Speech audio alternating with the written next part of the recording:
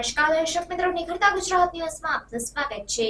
સમાચારની વાત કરવામાં આવે તો મુખ્યમંત્રી ભૂપેન્દ્ર પટેલ અને ગૃહ રાજ્યમંત્રી હર્ષ સંઘવીએ અમદાવાદમાં ધ સાબરમતી રિપોર્ટ ફિલ્મ નિહાળી। મુખ્યમંત્રી ભૂપેન્દ્ર પટેલે અમદાવાદમાં સિટી ગોલ્ડ સિનેમા ખાતે ધ સાબરમતી રિપોર્ટ ફિલ્મ નિહાળી હતી। ગૃહ રાજ્યમંત્રી હર્ષ સંઘવીએ પણ ફિલ્મ નિહાળી હતી। ફિલ્મ નિહાળ્યા બાદ મુખ્યમંત્રી સહિતના મહાનુભાવોએ ફિલ્મની પ્રશંસા કરી હતી અને ફિલ્મ નિર્માતા અને સ્ટાર કાસ્ટને બિરદાવ્યા હતા।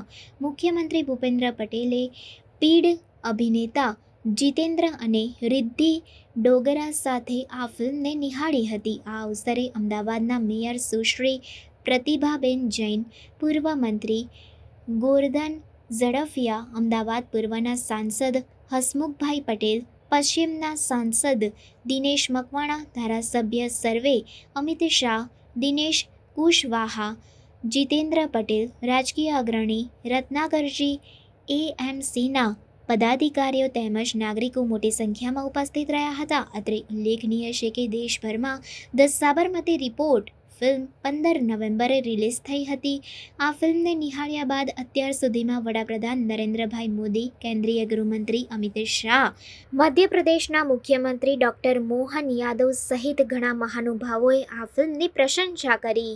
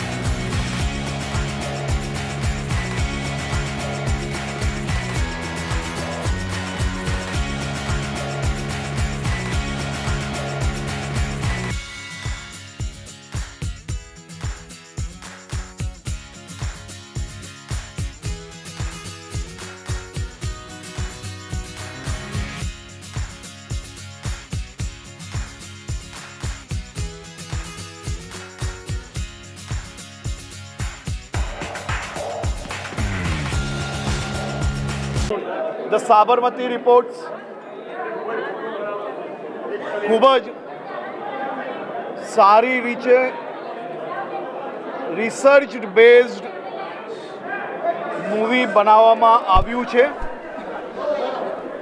હું ફિલ્મ નિર્માતાઓને ખૂબ ખૂબ અભિનંદન આપું છું, જેમને સચ્ચાઈ બહાર લાવવા માટે એમની આખી રિસર્ચ ટીમ દ્વારા સાચા અર્થમાં ગ્રાઉન્ડ ઝીરો પર રિસર્ચ કરવામાં આવ્યું અને દેશના ખૂણે ખૂણે આ સાચી માહિતી, સાચી હકીકતો પહોંચાડવા માટે આ પ્રયાસ એમનો ખૂબ જ સારો છે।